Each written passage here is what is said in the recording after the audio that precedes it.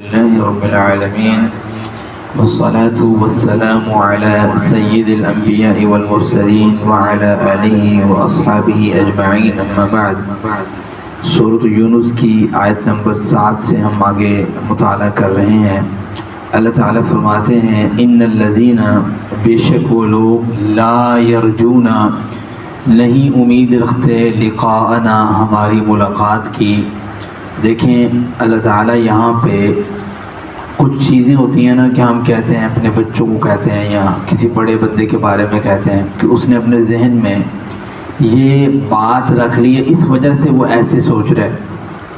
اسی طریقے سے اللہ تعالیٰ یہ فرما رہا ہے کہ جو قیامت کے دن کی آخرت کی اوپر ایمان نہیں رکھتے، انہوں نے بھی کچھ چیزیں ایسی ہیں جو اپنے گمان میں رکھ لی ہیں، جس کی وجہ سے اب وہ اس طرف آتے ہی نہیں ہیں جس طرف انہیں آنا چاہیے تھا۔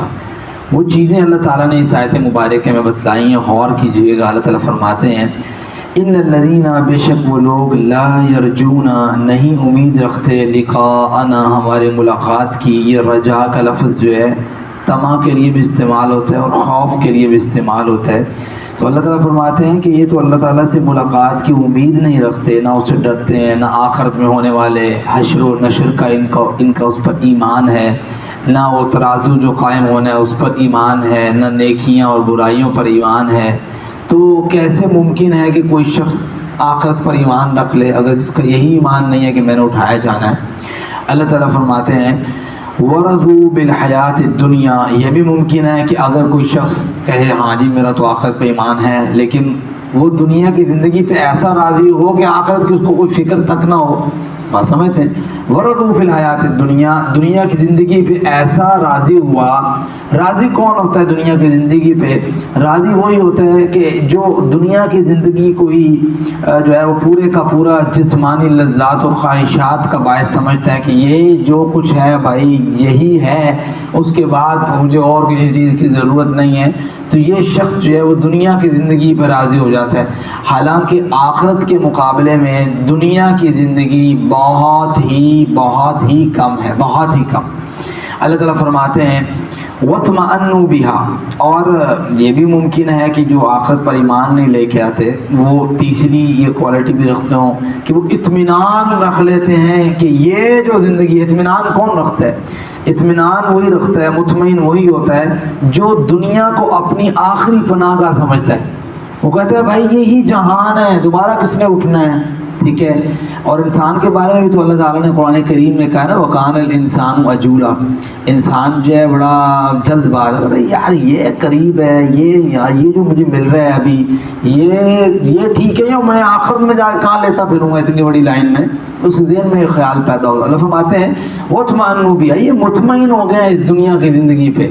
تیسری چیز اللہ تعالیٰ نے بیان فرمایا وَالَّذِينَ هُمْ عَنْ آيَاتِنَا غَافِلُونَ، چوتھی چیز کیا ہے؟ یہ ہماری آیات سے غافل ہیں، ہماری نشانیوں سے غافل۔ دو معنی ہیں، ایک قرآن کریم کی آیات مراد ہو سکتی ہیں، ایک ہماری نشانیاں، آفاق، ٹھیک ہے، اور دنیا کے اندر جو ہماری نشانیاں جیسے پیچھے ہم پڑھ کے آئے ہیں بڑی ڈیٹیل کے ساتھ، سورج، چاند، یہ جتنی بھی چیزیں اللہ تعالیٰ نے زمین پہ بنائی ہیں، یہ آسمان کے اوپر جتنی مخلوقات ہیں، زمین کے اوپر صحراؤں کی، ریگستانوں کی اور سمندر کے اندر، یہ ساری مخلوقات پہ غور و فکر، اپنی ہی ذات پہ غور و فکر انسان کو اللہ کی قریب کرتا ہے۔ تو یہ غور نہیں کرتے، اور اسی طریقے سے ہماری آیات سے غافل ہیں، یعنی قرآن کریم سے غافل ہیں۔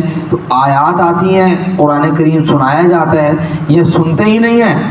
بات سمجھتے ہیں؟ پہلی بات یا تو سنتے ہی نہیں ہیں یا سنی انسنی کر دیتے ہیں، مسمعین غیر مسمعین، دونوں صورتیں ہو سکتی ہیں۔ تو یہ چیز ہے جس کی وجہ سے انسان کا آخرت پر یا تو ایمان ہی اٹھ جاتا ہے یا آخرت پر ایمان سے انسان دور ہوتا چلا جاتا ہے، اس کو آخرت کی کوئی فکر نہیں رہتی۔ تو یہ اصل اللہ تعالیٰ نے یہاں بیان کی ہیں چار چیزیں۔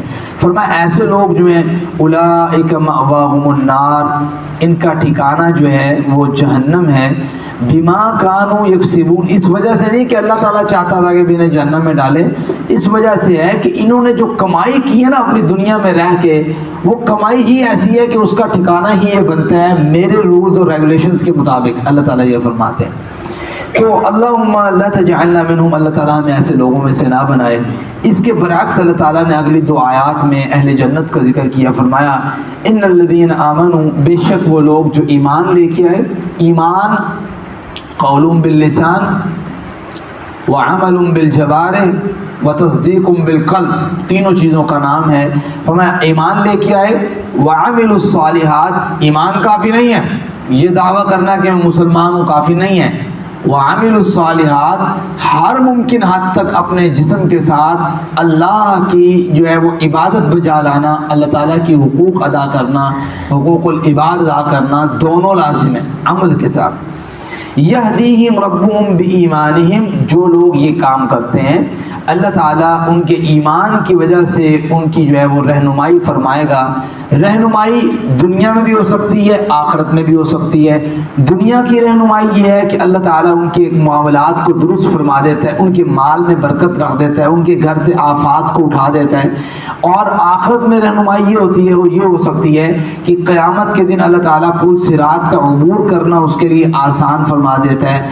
اسی طریقے سے اللہ تعالیٰ اس کے حساب کتاب کو آسان فرما دیتا ہے۔ اور وہ بات جو قرآن کریم میں اللہ تعالیٰ نے ذکر کیا کہ مومنوں کے پاس نور ہوگا، روشنی ہوگی، وہ اس روشنی کے ذریعے اپنی جنت تک آسانی سے پہنچ جائیں گے۔ اور منافقین اور کفار کے پاس نور نہیں ہوگا تو وہ ان سے کہیں گے بھائی تھوڑا سا دو، تو جو مومن ہوں گے وہ کہیں گے بھائی یہاں پہ نور نہیں ملتے کہ بندہ کہے کہ میں پیسوں سے لے لوں یا یاری دوستی سے لے لوں، یہ نور ملتے ہیں جاؤ واپس دنیا کے اندر وہاں سے ملتے ہیں، بس سمجھتے ہیں، تو وہاں تو جا نہیں سکتے پھر۔ تو یہ بھی رہنمائی ہے جو اللہ تعالیٰ نے انسان کو کرنی ہے۔ تو یہ دونوں رہنمائی مراد ہے، اللہ تعالیٰ اپنے ایمان والے بندے کی رہنمائی کرتے ہیں۔ فرمایا تجری من تحتہم الانہار، اور اسے ایسے باغات میں داخل کرے گا جس کے نیچے سے نہریں بہتی ہیں۔ نہروں کا سارا تذکرہ اللہ تعالیٰ نے سورۃ محمد کے اندر تھوڑا سا ڈیٹیل کے ساتھ کیا ہے۔ مثل الجنۃ التی وعد المتقون فیہا انہار من ماء غیر آسن وانہار من لبن لم یتغیر طعمہ وانہار من عسل مصفی، یعنی اللہ تعالیٰ نے یہ بتایا کہ شہد کی نہریں ہوں گی کیسی ہوں گی، اور دودھ کی نہریں ہوں گی کیسی ہوں گی، پانی کی نہریں ہوں گی کیسی ہوں گی، خراب نہیں ہوگا۔ یا تو پانی پڑا پڑا تالاب میں خراب ہو جاتا ہے، بدبودار ہو جاتا ہے، رنگ چینج ہو جاتا ہے، آرڈر مطلب اس کی عجیب سی ہو جاتی ہے۔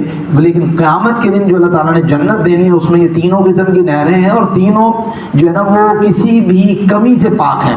اللہ تعالیٰ فرماتے ہیں فی جنات النعیم، ان لوگوں کے لیے اللہ تعالیٰ نے نعمتوں والی جنتیں بنا رکھی ہیں۔ اور کیسی نعمتوں والی جنت ہوتی ہے اللہ تعالیٰ قرآن کریم میں کہتے ہیں، تھوڑا سا نقشہ کھینچو۔ قرآن کریم میں نقشہ تو اللہ تعالیٰ نے بڑا زبردست کھینچا ہے، لیکن سارا تو ہم یہاں پہ ڈیٹیل سے ذکر نہیں کر سکتے اس ٹائم، تو یہ چیز ذہن میں رکھنی ہے۔ اللہ تعالیٰ فرماتے ہیں فلا تعلم نفس ما اخفی لهم من قرۃ اعین، کسی شخص کو نہیں پتا، کسی مومن کو، کہ میں نے اس کی آنکھوں کی ٹھنڈک کے لیے قیامت کے دن کے لیے اس کی جنت کو کیسا تیار کر رکھا ہے، وہ اندازہ بھی نہیں کر سکتا۔ حدیث مبارک ہے، اللہ تعالیٰ فرماتا ہے، اللہ کے رسول فرمان ہے، سیدنا ابو ہریرہ اس کے راویوں سے مسلم کی حدیث ہے، یقول اللہ عز وجل، اللہ تعالیٰ فرماتے ہیں اعددت لعبادی الصالحین ما لا عین رأت ولا اذن سمعت ولا خطر على قلب بشر، کہ اللہ تعالیٰ فرماتے ہیں کہ میں نے اپنے سارے بندوں کے لیے وہ کچھ تیار کر رکھا ہے جو نہ کسی آنکھ نے دیکھا ہے، نہ کسی کان نے سنا ہے، اور نہ کسی بشر کے دل میں اس کا خیال پیدا ہوا ہے۔ ایسی اللہ تعالیٰ نے جنت بنا رکھی ہے۔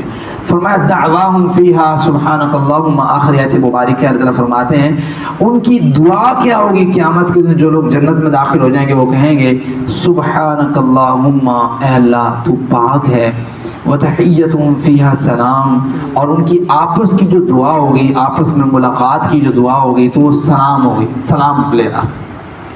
وآخر دعواہم، اور ان کی آخری دعا کا جو ان کا خاتمہ ہوگا وہ یہ ہوگا ان الحمدللہ رب العالمین، ساری تعریفیں یقیناً اس ذات کے لیے ہیں جو پوری کائنات کا مالک کل ہے۔ بات سمجھتے ہیں؟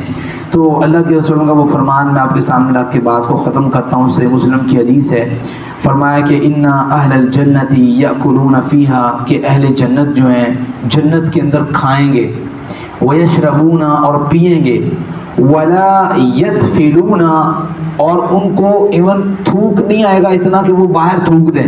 بات سمجھتے ہیں؟ اتنا تھوک نہیں ہوگا کہ وہ باہر تھوک دیں، باہر تھوکیں گے بھی نہیں۔ فرمایا ولا یبولون، ان کو پیشاب تک نہیں آئے گا کہ وہ پیشاب کی حاجت ان کو محسوس ہو کہ جا کے پیشاب کر کے آئیں. ولا یتغوتون، اور فرمایا کہ ولا یتغوتون، نہ پاخانہ کریں گے، ولا ینتخطون، اور نہ ہی ناک صاف کریں گے. یعنی ناک میں بھی کوئی گند ایسا ابھرے گا نہیں جس کی وہ صاف کرنے کی ضرورت محسوس کریں. پاخانہ ان کا بھی ایسا پروڈیوس نہیں ہوگا کہ جس کو وہ کرنے کی ان کو حاجت ہو. تو فرمایا قالو، صحابہ نے کہا فما بالو طعام، اللہ کے رسول ایک طرف تو آپ یہ کہہ رہے ہیں کہ جنت کی نعمتیں ایسے کھائیں گے ویسے کھائیں گے، ایک طرف آپ کہہ رہے ہیں کہ ان کو یہ پیشاب وغیرہ نہیں آئے گا. فرمایا قال جشاء ورشح كرشح المسك يلهمون التسبيح والتحميد كما يلهمون النفس. فرمایا کہ دیکھو یہ بس ان کا جو کھانا ہوگا اس کے اوپر کیا آئے گا، ڈکار آئے گا اور پسینہ آئے گا کہ جس سے مشک کی خوشبو آئے گی. ڈکار اور پسینے سے مشک کی خوشبو آئے گی، کستوری کو جس کو کہتے ہیں. اور ان کی زبانوں پر اور دلوں میں ہر وقت تسبیح اور حمد باری تعالیٰ ہوگی. جس طرح سانس خود بخود جاری ہوتا رہتا ہے نا، اس طرح ان کی زبان پہ جو ہے وہ اللہ تعالیٰ کی تسبیحات خود بخود جاری ہوتی رہیں گی. تو یہ جنت کا پروٹوکول ہے جو اللہ تعالیٰ یہاں پہ ڈسکس کرنے ہیں. مالک سے دعا ہے اللہم اجعلنا منہم، اللہ تعالیٰ ہمیں ایسے لوگوں میں سے کر دے. وما علینا الا البلاغ.